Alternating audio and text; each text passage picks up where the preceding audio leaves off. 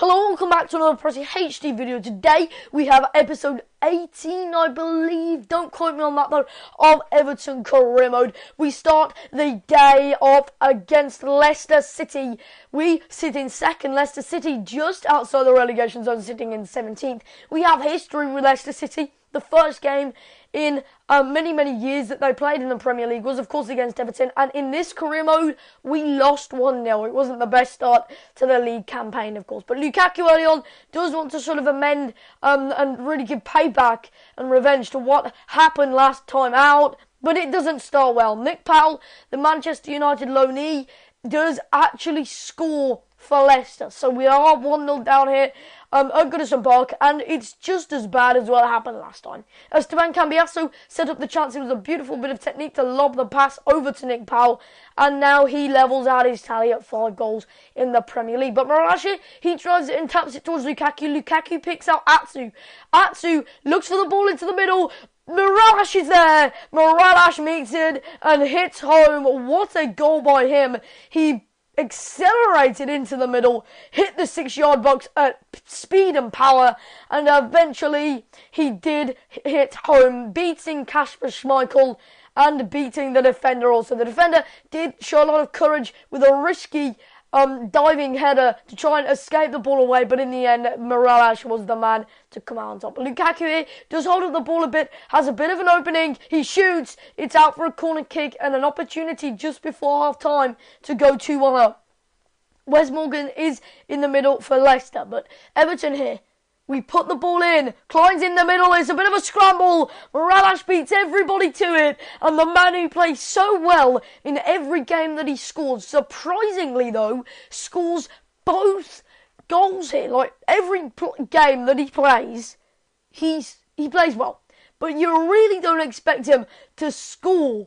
Like he's not really the guy you expect him to score. It's poor defending on the line by the captain Cambiasso, but either way, it went off his knee and went into the net. Miralash was the guy to react first in a very crowded and confined penalty area. 2-1 at half time. Miralash is doing, and Leicester currently are down by a goal.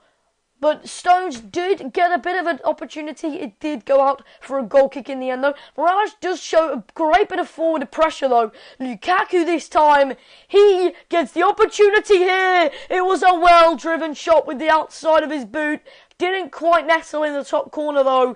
And Kasper Schmeichel is relieved that he didn't have to do much there, except the vital save, which he did tip over. So it is a corner kick. I didn't notice that in the first section of the highlight, but the corner is took short towards Ross Barkley. Ross Barkley, the midfielder, plays it into Klein. There's a contest in the box. Malanda picks it up on the edge of the third. Malanda hits one. It was a well-driven, curved shot, and eventually Klein, the right back, Klein just sort of scoops it into the box. It's another good header, and a conveyor belt of chances doesn't lead to a goal in the end. But Barkley does get an opportunity here, drives against the defence. They're all stationary, and Ross Barkley forces Kasper Schmeichel to slip.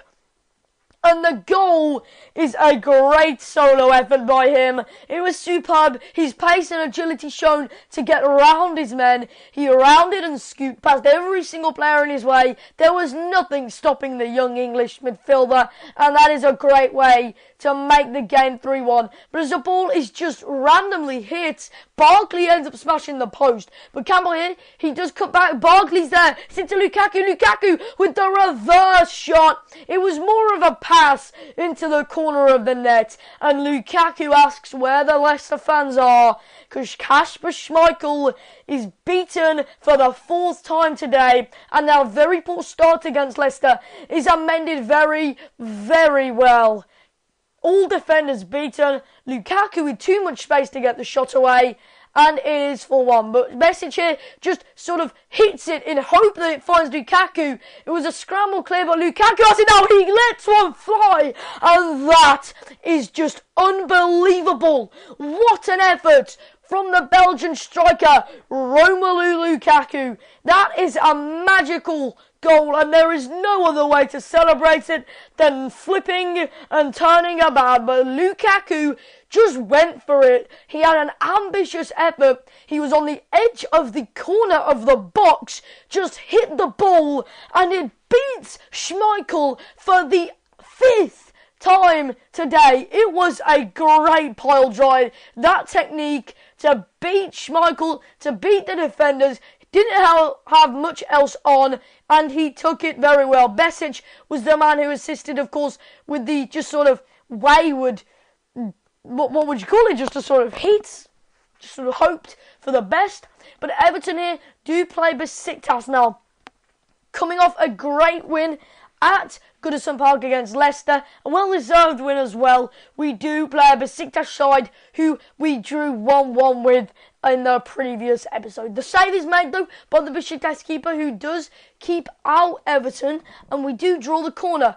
Baines forces it into the box towards Kevin Strootman. It's a good header, but an equally matched save by Zenik, I believe. But Demirbay here holds up the play and plays it into Kavlak. It's Ozhobak now. Ozhobak does drive, but Matip clears up only back to as far as Ozhobak, and it is a dangerous free kick in a dangerous area. The man to stand over the free kick is Ozhobak. I don't know how he's actually saying that. Ozhobak. I'm not really sure, to be honest. It's a very small screen that I'm seeing this recording on. But either way, it's another free kick which has been drew. It's a ball in, and it's a fabulous, fabulous effort. What an insane header. Besiktas have gone 1-0 up here and have cancelled out our away goal. All we had to do was keep a clean sheet and we would have been safe. It was a great effort though, and you've got to say hands down that it was a sublime, perfect header, picture perfect in fact, and the attacker drove back the defender. We didn't hold our line, and the fabulous bit of vision to see that movement in the box and the header to match it, beating Howard. I believe that was, I think it was, who was it? Coleman trying to get the header, but he was forced backwards and off balance because he was being forced backwards, meaning that it is 2-1 on aggregate to Besiktas and we are behind him. But Barkley picks the ball up here. Barkley sees nothing else but an opening, and Barkley takes the opportunity very well. Game's levelled out here. 1 goal apiece, and it is exactly the same as last game against Besiktas so far at 1-1. Ross Barkley levels the game out. Poor goalkeeping, as they say, next-gen goalkeeping. That's definitely not. But Ross Barkley is the man to give us the morale booster going in to the dressing rooms at half time. But Tejas here, the man you'd least expect, plays it into Baines. Baines back to McCarthy. McCarthy taps it towards Strootman. Strootman tries to roll the ball around the defence, but the great drilled power into the header. Back to McCarthy. It's gone down as an own goal. I think McCarthy deserves that though, because I didn't really see where it was an own goal here. I mean, yeah, it sort of went off his boot, but I believe that if McCarthy would have shot cleanly, then he would have got it on target anyway, and I believe it was on target. So, don't know what happened, but Tejas here, great forward pressure, tackles the ball off them. It's a proven skill from a defender, chips it into Naismith, and Naismith hits home. It was great forward working pressure from Tejas to just nick it off the player, and we counter-attacked away. The number 22